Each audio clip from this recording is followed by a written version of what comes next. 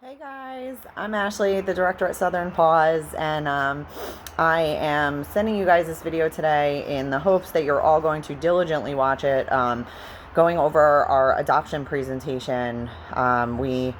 Due to the coronavirus, we were thinking about ways that we could shorten our adoption presentation so that you guys aren't going to be stuck here long term for all this time. So I'm going to try and go through this. I've sent you guys some documents. We're going to go through them. So if you guys could please take a look at the documents I sent you, print them out maybe before we start talking, or if you guys can look at them on your tablets or phones so you guys know what we're talking about. And we're going to do a brief of majority of our adoption information. We won't be able to go over medical because obviously that's not something that we actually get until we get the dogs. So I won't be able to go over that with you guys. We still will have to do that on adoption night. But I wanted to try and give you guys as much information as I can in a short amount of time. So we figured we'd send you guys these videos. I always like to open up my presentations by just saying thanks. You guys don't realize when you adopt with us at Southern Paws, you guys are saving lives. I always tell my clients, I can rescue as many dogs as I can, but if I don't have anywhere for them to go, I'm just a hoarder. So that doesn't work for anybody. So I really just want to say thank you guys so much for everything and for choosing us and for choosing to adopt. So when you guys do come on adoptions, one of the big things is going to be your collars. Everybody does have a collar that does have to fit. So the reason we do this is we do have extra collars for sale at the facility, and you guys will have an opportunity to purchase them if you need it. They're $5. The martingales are $10. And the reason we do this is not to make money off of you guys. We don't make any money off of you guys off these collars. We sell them for whatever we get them for, but the reason we do this is because we have had a couple of situations where people have brought their dogs home, their dogs have spooked, and they took off and slipped out of their collars. So you guys do have to have a collar that fits, and we'll set you guys up with that. When you come, you're going to give your collars to one of the volunteers that'll be there, and they'll set it up for you. And if it doesn't fit, we will let you know, and we will give you guys the option to purchase another one. Everybody is microchipped. However, your dogs are all microchipped to me. The reason that they are microchipped to me is because we've had a couple of dogs who have ended up back in some really, really bad situations over the years. I had a pit bull that was found 2 blocks over from where they had just shut down a pit bull fighting ring. We had a husky that was euthanized out in Maryland. I also had a Great Dane that was almost euthanized in the city. And most recently, anybody that's been following us within the last 2 weeks, we actually had another one in South Jersey with a dog who showed up with cigarette burns and all kinds of stuff. So we were able to get her back into rescue, but it's because of her microchip that we found out about it. So all of your dogs are microchipped. However, they are microchipped to us. They are going to stay microchipped to us. If your dog ever gets out, you guys are to call us immediately so that we can put an alert on the microchip. This is not a low jack. This is just if somebody picks up your dog and they scan them, that's how we get notified. We do tell you guys, call us immediately. Also, you can shoot me a 911 text. You will have my phone number on a couple of these different documents that are directly my phone number.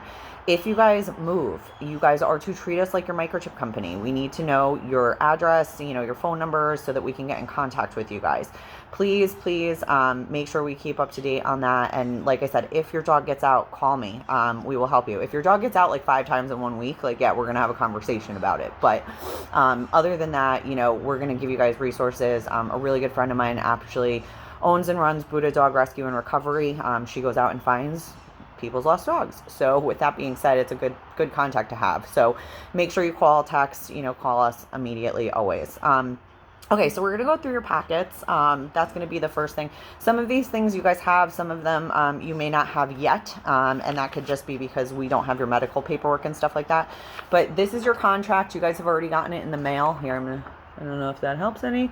You guys have already gotten them in your emails, okay? I do need you guys to fill them out and bring them with you unless you've made other, you don't have a printer and you've made some sort of, agreement with us that we're going to have a copy of it there for you. So make sure you guys bring those on Sundays. Sunday, if you have not messaged us back to tell us that you got them, make sure you do that as well. Otherwise, that is so that I can get you out another copy. This is your receipt. This is where it says, you own this dog. It's not mine anymore. Great, awesome. I hope I never see this dog again unless it's in really cute pictures on Facebook, or, you come to visit me somewhere. But I also understand life happens, things happen. So always make sure you keep copies of your records. Always. You want to keep everything that's in here, as well as any further medical that you do with your dog. That way, if God forbid your dog ever needs to be returned or rehomed, it comes back to me, and we'll be able to get that paperwork. If we don't get that paperwork, or we can't prove that the dog is up to date or the dog is not up to date, I then have to charge you guys a $250 surrender fee, which I hate that. So, it's already a really bad situation. The last thing I want to do is charge you guys money on top of it. So just always make sure you keep copies of everything. The second thing about this, this is where it says that you guys paid the $450. We also are a tax deductible organization, so you guys can use this for your taxes at the end of the year. So if you look over at the next document I have here for you, it's actually, it looks like this, and it's a letter from me to you guys. Just thanking you guys for adopting with us. You guys are now part of the Southern Paws family. You need anything: food questions, poop questions, training questions. 3 o'clock in the morning, my dog ate a sock question. Whatever it is, I'm here for you. If it is 3 o'clock in the morning, it better be good. Like really, really good. I mean, somebody better be dying. But you can call me in the middle of the night if you need me. Like I said, my phone number is actually on the bottom of this, so make sure you guys all put it in your cell phones. If it is the middle of the night, I know this sounds ridiculous. Call me 3 times. Leave a message on the 3rd time. The reason I say this is because our work phone is forwarded to my cell phone, and it rings all day long with numbers I don't know. Usually, if it rings in the middle of the night, I do wake up to it, but I won't always answer, because you'd be amazed how many people want to adopt Fluffy at 4 a.m. They never call once. They always call at least twice for good measure. So with that, normally on the 3rd time, I know something's up, and I won't pick up, because I've learned that lesson. But I will listen to the voicemail, and if it's a real emergency, I'll call you back. If it is during the day, and some of you might already have learned this, shoot me a text message, okay? That's the best way to get in touch with me, and you'll usually get a pretty fast response, even if it's just, hey, it's so-and-so, I adopted such and such. Please call me. You'll get a much faster response than if you call and leave me a voicemail that I'm not going to get for like 3 days. The second thing that's in this paragraph, that's on here, it's actually at the bottom of the second paragraph, is the Southern Paws alumni page. This is an awesome opportunity. If you're on social media, it's on Facebook, where you guys can connect with us, with siblings. It's really awesome for that. I know a couple of people who have had play dates and like all this stuff. We started this because we love updates. It just makes everything we do here worthwhile. So, if you guys don't, if you don't have social media, send us a text. Let us know how our dogs are doing. But at least this way, if you guys want to connect, you can. It's also awesome. It's a great forum if you guys have anything going on medically and you want to connect with siblings for that. Also, if you guys have, the other thing too is DNA testing. If somebody runs a DNA test, post it there. Because if you do, then 10 of you don't have to order a DNA test. You're going to save a whole bunch of money. So, it's just a cool place. It's a cool forum. We love it. That's also where your adoption pictures will be. We are still going to be, as of right now at least, we are still going to be doing our adoption pictures on Sunday. So that's where they'll be. That's where you guys can get them. We'll go from there. The final thing about on the bottom of this is going to be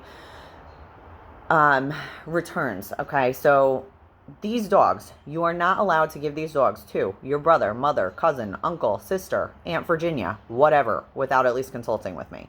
You are never allowed to give this dog to any shelter or rescue, aside from Southern Paws. If you do, and we find out about it, I am coming for you. I am going to fine you up to $1,500. I'm going to come after you legally, and I'm going to seize your dog. I have no tolerance for it. We work incredibly hard to help these dogs and rescue these dogs and everything that we do. I don't work as hard as I do to have these dogs end up back in bad situations. So with that being said, you cannot give this dog over to any other place aside from us. Now, a lot of people are like, well, why can't I give the dog to my mom? And I'll tell you what. If your mom wants the dog and she passes our application process, she can have the dog. We do everything electronically. There's no money that changes hands. It's very simple. We just change over the contracts. Now, I always tell my clients, I don't care if it's God and God comes down and says he wants this dog. If he does not pass my application process, he cannot have this dog. That is the way we roll. That's how it works. So if you guys do ever need to rehome your dogs, which I hope never happens, but I also, like I said before, life happens and I get it. If that is the case, I do need you guys to reach out to me right away. And we will work with you guys at that point to do whatever, is necessary for the dog. Okay, the next thing that's here, and again, this is the what to expect from transport form, and this is a really important document. I want you guys to all read through it. It's all things that can happen. It's all things that we see. We're also going to touch a little bit on this form again on adoption night, because I don't know what we're going to have yet. We might have coccidia, we might have giardia, we might have worms. I don't know what we're going to have yet. So this document specifically, I'm going to wait and save for adoption night. Golden rules of potty training, man. You've gotten this twice. Live it, love it, learn it. Okay. Everything that's in here are all things that you guys are going to be able to do at home. They're very, very simple. And since everybody's in quarantine, you guys have such a great opportunity to do it. So if you guys live this, love this, learn this, put it on your fridge, make sure everybody knows it. Stay on top of your dogs. And if you guys follow this religiously, within 2 weeks, you guys will have a perfectly potty trained puppy. If you don't, you're going to have a little bit more trouble. And usually I tell you guys, wait at least a couple days to call me. Don't panic. Chances are something, you might not be doing something right or something like that, but I am here for you if you need me. But if you follow these religiously, I promise they work. Your building blocks. Okay, so this is a big thing. And I always apologize because,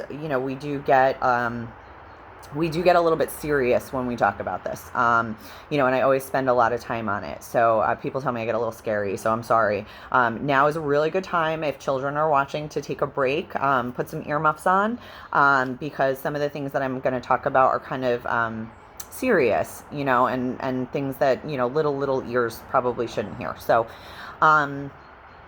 with that being said, okay, your building blocks. We're very, very blessed here at Southern Paws. We have an incredibly low return rate. An average shelter return rate is usually 60 to 80%. An average rescue return rate is usually 40 to 60%. Ours is less than 2. Okay, that's amazing. It's great. There are 2 reasons for why our return rate is so low. The first is I pick really good adopters. That's you guys. You guys are the best of the best. We know we are. You guys vet your dogs awesomely and you guys take care. And if you don't, maybe this is your first dog and we're giving you everything you need to really make sure that this dog is amazing. Whatever that is. But we also beat this into your brains. You guys are getting, you got it in a document. Steph or myself talked to you about it. You're getting it again now. We're going over it again verbally. I know exactly what happens when you guys have a dog that you do not work with, don't socialize, don't do any of these things with. When I was 16 years old, some stupid rescue gave me a dog. They didn't tell me that I was supposed to work with her or train her or socialize her. And when she was 7 years old, she jumped up and she bit a child in the face and ripped off half of the side of her face. There is a woman today that walks around with scars on her face because of me. Not because of my dog, not because she was hardwired, not because she was bad, not because she was a pit bull, because of me. And because of that, I took my best friend. I spent 2 really good days with her. We did all of her favorite things. I walked her into a vet hospital where she was stoked to go because she knew that every time we went to the vet, she then got ice cream afterwards. And she trusted me beyond all things because I was her mom. And I walked into the vet hospital 2 days later. I laid down next to her and I killed her. When I tell you that this is something that you will never, ever get over if it happens to you, okay? It has been 12 years. It is still something I cry about. It is still something that kills me all the time. I can't even think about it. The only time we ever talk about it is on adoption night. There is nothing worse than that kind of betrayal. And Kylie's legacy is that there will never be an adopter that goes through my program that can say, I didn't know any better, because you do. These dogs have one chance. One. They have one shot, and that's you. If you fail them, they die. That's it. There is nobody that's going to help you. There is no rescue out there. There is no shelter out there. There is nobody that is going to take on the liability of a dog who is aggressive. Okay, now, I can take your dog back. I can put it in a home with a hermit who never leaves the house, who never goes anywhere, who never has company over. But what happens on the day that Johnny throws a ball in their yard and they're not paying attention? It's not going to happen. There's nobody that's going to take on that liability. You will not have any help. There is nothing that will wait for your dog if something like this happens but a needle. Okay? I have had to say this to at least 3 people in my career. They called me with a dog that now had a bite history, and I had to tell every single one of them that I couldn't take that dog because it was now a risk to society or children or, whatever it was. And I told them the best thing they could do for that dog is surround it by people that love it, take it home, euthanize it. You guys, it is your responsibility to give these dogs everything that they need to become the best adults possible. We literally give you a how-to in this building block form, which you guys have now gotten multiple times. This is everything that you guys are committing to today when you pick up your dog. I cannot do these things for you. I can find you guys dogs that I think are going to fit your lifestyle, and I can do the best that I can. I can't do this. I can't train them for you. I can't socialize them for you. But I can tell you my story. I can tell you about what happened to Kylie. I can tell you that I didn't know any better, and because of that, I had to go through one of the worst experiences of my life. This is not something I would wish on anybody. I wouldn't even wish it on my worst enemy. It is your responsibility to take care of these dogs, train them, and raise them, and turn them into the best adults, or, if they're adults now, work with them to become the best adults that they can. With that being said, the things that you guys are looking for today, okay? This is going to our sheet here, all right? Tired puppy is a good puppy, man. All right, if you guys are seeing, a dog that's like being a total jerk, okay, chances are you're not exercising them enough. If they're psychotic and running throughout your house, you're not exercising them enough. If they're eating your couches, your walls, your furnitures, okay, you guys have to run these dogs at least 45 minutes twice a day, or they are going to eat everything in your home. Now, you guys might have those dogs that are like the psychotic dogs. We don't know. They're 6 months old. We're not going to know that for 6 months. You know what else you guys are signing up for today? Doggy daycare 3 days a week if you can't keep up with your dogs. That's how it works, okay? One of the best things my trainer ever said to me, 9 times out of 10, bad behavior stems from lack of exercise. I'll tell you what, man, if you add another interval into your day, you guys are going to be good. Please do not call me, okay? And these are all based on things that have happened. Do not call me and tell me that, your dog is, eating your couch and they're doing all of these things. And when I ask you, well, what are you doing for exercise? You tell me you're going on a nice stroll twice a day. Okay, that's not going to do it. You got to get out there, run them, throw balls, chase them around, take them running. Do whatever it is you guys have to do with them to ensure that they get that energy out so that they can be really good. Training. Okay, this is if you take absolutely nothing away from this video, absolutely nothing, this is the number one thing I need you to take away from this video, okay? Training, especially this transport has a ton of pitties in it, okay? If this dog develops any sort of an aggression issue, they won't even let you explain. Just based on the breed alone, they're going to take one look at the dog and they're going to tell you to kill it. That's how it is. So, when it comes to training, this is the most important thing I talk to you guys about. Now, training. You guys need to train for 16 months. That is their full developmental cycle. From the day a puppy is born until it's 16 months old, that is when it's an adult. Now, if you're adopting an adult dog, you need to do this for at least a year.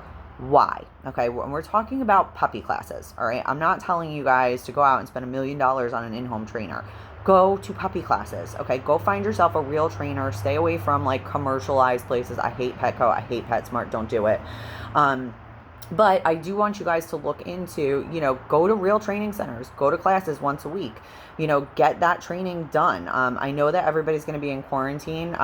We do have, that awesome website I sent you guys with all of Kathy Santos dog training stuff. She does do virtual training as well. So if you guys are looking for that, I know with the quarantine, it's a little bit hard, but really with training, you guys have to do this. And we're not telling you guys to do this because I think you guys, are inept and like can't function. Like you guys I'm sure you guys are very smart individuals. We wouldn't have picked you guys otherwise. But We're not telling you guys that for this reason. We're telling you guys this because 99% of bad behaviors that we see in dogs stem from basic human error.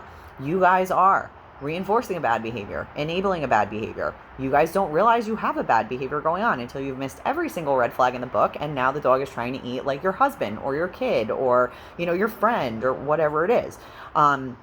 You guys are writing it off as like, oh, the dog just does that. The dog just barks at people on the leash. I don't know why. The dog gets sick in the car. These things boggle my brain, okay? And because, we kind of go into this and we're like, they're different species, and I get that, but all of these things are fixable. And the problem is that because they're a different species, we don't recognize that. We kind of just say like, oh, that's just how they are. Okay, so with that, we want to get out of these habits. And this is where the training comes in, okay? This is one of the most important things because it helps us catch what we call these snowball behaviors. These are all menial, at least 90% of them are these little teeny tiny behavioral issues that if they're caught immediately and taken care of, you guys are going to have no problem. If you let them go for 6 to 9 months and then you try to address them, it's going to be a disaster for you. By now, the dog, the behavior snowballed. You're going to spend $1 million. You're going to try to fix it. If you're lucky, you'll be able to. If not, you guys are returning the dog to me. Now it's got issues. Now I got to work with it. It's a mess for everybody. Okay. There's a great example I always use here. It's one of my favorite examples, and I love it because we had an adopter, and her name is Vicky, and she came back to adopt a second dog for me. And when she did, I always ask, like, how's my dog? I want to know how they're doing. Like, tell me all about them. And normally they tell me all about them, and then there's like a but in there, like, but, he barks at neighbors, but, he's a little weird in the crate, but he gets car sick, whatever it is. And Vicky's was a really funny one. Vicky says to me, he's so awesome, Ashley. His name was Bo. He's so awesome. The only thing is he's terrified of the Amazon Alexa. Okay. Now, I start laughing, okay, because, like, this is a ridiculous fear, for the dog to be terrified of the Alexa. And I get off the phone with Vicky, and I start thinking about this. And, it starts to dawn on me that this is, like, a real problem. And the reason I say this is, okay, now imagine, right? Okay, how many of us have Alexas in our house or something similar? I mean, I do. She's like my best friend. We talk all day long. We play Jeopardy. She plays music. She sets timers for me. I'm talking to my Alexa all day long. That's my girl. Now, I want you guys to imagine this situation. Even if you don't have kids, imagine you do. If you do have kids, great. You guys will know exactly what I'm talking about. But imagine, okay, it is 3 o'clock in the morning, okay? Dead asleep. You are out, all right? All of a sudden, your fire alarm goes off, and you wake up, and there's smoke in your house, and you don't know where anybody is. You don't know where your pets are, your dogs, your cats, your lizards, your kids, your husband. You don't know where anything is, okay? That's a really, really scary situation, right? We're just waking up, and we know that there's a fire, but we have no idea where anybody is, who's in danger, who's being hurt, who's sick, who's dead, like all of these things go through our minds. Like, where are my kids? Where's my family? That's exactly what this dog went through every single time he heard the Amazon Alexa. Okay. I know now we all feel really bad for laughing. I know, because I did. I laughed it off, and then I thought it through, and I went, oh my God. And now here's the big problem with this. This isn't happening just like once a day. Like we just said, Alexa's my girl. We talk all day long. Now, this is happening multiple times a day, which is creating anxiety because the dog knows it's coming. When's it coming? When's it going to happen? Oh my God, oh my God, oh my God. So they're starting to get really amped up, and they're starting to get really, really anxious and stressed out, right? Now, again, put us in that situation. All right, how many times when we're all stressed out have we been like, we just like lost our minds on somebody? Like somebody just said something and we just snapped, okay? We've all done it. Husbands, wives, boyfriends, bosses, best friends, you just kind of snap at them. All right, now, super stressed out dog. Same situation. Susie comes over, okay? And Susie is 4 years old. She's grown up with Bo. They've spent, their entire childhood and growing up together, over the last, 2 years. They see each other all the time. And today, Susie runs in and she sees Bo just like she always does. And she's like, Bo! She comes in and she goes to wrap her arms around him. And Bo bites her. And now, all of a sudden, it's Oh my God, how did that happen? How did that happen? He loves Bo. Bo's been around Susie all the time. It just happened out of nowhere. I can't believe it happened. Why? It didn't happen out of nowhere. Okay, it never does. Never does. Any dog bite, you guys, any kind of dog bite that we see usually has about 30 indicators that you've missed before it happens. Okay, and in this scenario, it's the same thing. Bo snapped the same way we do when we're stressed out. And it all stems back to that really simple thing of him being fearful of the Amazon Alexa. This is what we mean by these snowball behaviors and things that we would never consider. They're what we call light bulb moments, okay? I still have those light bulb moments. When I'm in class, you know, and I've been doing this for 10 years. I'm like #1 dog mom over here, okay?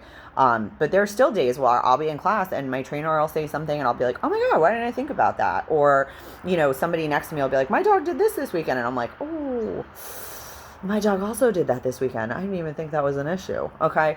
So there's all of these things. And the goal with this is to catch these behaviors before they become these big, huge nightmare behaviors for you. If you guys have a good training center, they're going to ask you guys at the beginning of class, you know, like what happened this week? And you're going to be like, oh, you know, you're going to think back on things that you didn't even think about before. And that's why we want you guys to do this. It gives you guys that support system so that if you have anything brewing, if you have anything coming on, you guys have it there. You also do have me as a support system. Like I said earlier, you guys can call me for anything. But with that being said, you guys, if you call me, listen, I don't know if you guys can tell by, you know, this video here, I'm pretty blunt. So I don't sugarcoat anything. Sugar's for donuts. You know, it's just not my thing. So if you do call me, I'm going to tell you if you're messing up, all right? I'm going to tell you if you're not going to a trainer. But I want you guys to use that resource. You know, if you have a behavioral issue, reach out to me. There's so many, like, silly things that people have reached out to me over the years, and some of them are like, oh, whatever, you know, oh, no, it's fine. Like, keep doing what you're doing. You're good. You know, but there's other situations like this one here with the Amazon Alexa and Bo where, like, these could have potentially become huge behavioral issues. So we caught them right away. We did some, you know, I told them what to do with some training methods. And sure enough, now every time Alexa goes off, Bo goes running into the kitchen because he knows he's getting steak every time Alexa talks. So we created kind of another monster, but it is what it is. Socialization. This is the one thing nobody ever listens to me on. And it drives me a little bit bananas because until you've seen or had a non-social dog, you guys will not really understand the importance of this. And I hate to break it to you all, but guess what? Dogs don't get social on their own, okay? And I know that this is going to be a little difficult. I already expect that you guys are going to have some trouble with this because of this whole social isolation thing. I'm not 100% sure on the ways to get around it. You know, if you're really concerned about it, you can call me. We can kind of try and brainstorm things that you guys can do. But socialization is huge, okay? Normally, I tell you guys, and what I will say is use precaution right now because of the social isolations. Excuse me, but after this, as soon as this lifts, I want you guys to do a program. It's called 30 Faces, 30 Days. It ramps up their socialization level. I want you guys to do this as soon as you can, barring you have 3 vaccines, which we will talk to you guys about when you pick up your dogs, and we have your paperwork in front of us. But you guys, this is going to ramp them up. It's literally exactly what it is. 30 places, 30 days. Every single day, you want to take them somewhere else where they can interact with a different face. And it's going to be old people, young people, children, toddlers, babies, old, you know, colored people, blue people, purple people, you know, anything that you can subject them to. Again, I know that this is difficult. I know you guys are going to have a lot of questions about this because of the social isolation, but I want you guys to do the best you can. You know, if you know that, you know, you're going to be walking or something, you know, maybe call your neighbor and be like, hey, you know, can you walk on the other side of the street? You know, that kind of thing. Do the best you guys can. Obviously, be leery. I'm not telling you guys to go out to the dog park right now. Actually, I'm never telling you guys to go out to the dog park. Scratch, I even said that. But like the park, or, you know, anywhere that's got a lot of dogs. But as soon as this isolation lifts, I want you to start that immediately. The other side of socialization, okay? You guys, we're dog people, okay? And it's 2020. All right, we love dogs, and we don't want children. We want dogs. We're millennials, okay? And we want to dress our doggies up, and we want to take them everywhere with us, and we want to, you know, treat them like children, okay? So if you guys want that dog that you guys are going to be able to bring places with you, you have to have a dog that gets along with other dogs. And this is where the dog-on-dog socialization comes in, and a lot of people mess this up. I want you guys, and again, barring social isolation, some of the doggy daycares are running. They're kind of doing drive-bys. You like drive by, drop your dog, run away, that kind of thing. But when it comes to socialization with other dogs, I want you guys in doggy daycare at least 1 day a week for a year, okay? Again, use precaution right now until this quarantine lifts, but as soon as you can do this, start it, okay? The reason for this, there's two types of people I meet, okay? I've got one type who's like, dude, I got my mom's dog, got my brother's dog, got my best friend's dog. We're good, okay? You're not good. All right, I promise you, you're not good. Okay, it's just like us, okay? You cannot have a child, okay, because dogs and children are almost identical. You cannot have a child and keep it in a closet, and only let it, like, homeschool it and only let it play with its cousins its entire life, and then try to put it in middle school with 400 kids in its class and expect it to be able to function, okay? It doesn't work like that. Dogs are the same thing. They need a bigger variety of that. All you guys with these, like my mom's dog and my best friend's dog, all you guys are doing is introducing them to the same 3 dogs and like expecting them to get along with all personalities. It doesn't work like that. They need a broader sense of socialization. This gives them new dogs, old dogs, big dogs, small dogs, dominant dogs, submissive dogs, all these different dogs, so that they can really learn how to interact and navigate all those different personalities. The second part of this is my dog park people, okay? I cannot stress this enough to you. No dog or puppy should be in a dog park environment unless they have had at least a minimum of 1 year, 1 day a week of doggy daycare first, okay? The reason for this, your puppies have no social skills, okay? Just like us, we don't walk out of the womb knowing how to like interact with people. We have to learn, right? We have to learn. Don't, punch Susie in the face because she took your toy, don't hug strangers, like stranger danger, introduce yourself, okay? We had to learn, don't lick people, like even when you know them, like they still don't like that, it's not good for quarantine either. But with that being said, this will teach them those social skills. The problem with the dog park, you guys walk in, you put them in this free-for-all environment with no supervision. And when I say that, I mean like no supervision by professionals, not like you guys. You guys are people who don't know anything about dog behavior, and how to read body language and things like that. We don't expect you to. But you put them in this environment, they either get overwhelmed and cower, which puts a huge target on their back, or they go running up to the biggest, baddest dog in the park and they bark in their face because they think that's their new best friend. They also get attacked, okay? If your puppy or dog gets attacked during that first 16-month cycle, okay, there's no coming back from that. You guys are screwed. From that point forward, you guys will probably have a dog that never gets along with other dogs. As for the doggy daycare, this gives them a safe and controlled environment to learn those skills so that on the day they do show up at a dog park or on multiple dogs at the barbecue or whatever, they have those social skills and they know how to interact, okay? They know who to stay away from, who to be in their face, that kind of thing. This is I will say socialization is the biggest thing we see lacking in dogs that are returned. This is everything that you need to do to ensure that these dogs or puppies become the best dogs you can have, okay? When I got my next dog, which took 5 years after, Kylie passed away, I brought this, the day after I got my dog, Goose, I walked into Kathy Santos dog training and I said to her, what do I have to do to make sure that this never happens to me again? This is what she gave me. Okay, I learned all of these things the hard way. Do not be those people that are like, oh, well, I've had 3,000 dogs and they're all great and blah, blah, blah. Okay, that's great. I'm glad you guys have had so much success with that. But that does not always mean, that the next one's going to be good. We don't know what they're going to be like, especially with these puppies. We have no idea. Their personalities haven't even started to develop yet. If you do this in advance, this is not only going to be the easiest dog you've ever had, but it's going to be the best dog you've ever had. And that's what I want for you guys. Don't take a chance because like I said, you guys are their one shot. And if this doesn't work out, that's it. End game. Okay? So make sure you guys live this, love this, learn this, love this. Okay? Follow it. The next thing that's in here is a letter to your veterinarian. Okay, the next attachment that you guys have, make them read this. Okay, I wrote this after we had a number of situations where like I was like, wow, I really wish I could have said A, B, and C is stupid vet before they did X, Y, and Z with this dog. Needless to say, that's when I wrote this. There is a huge difference between northern bedding, southern bedding, and shelter bedding. Okay, this bridges the gaps.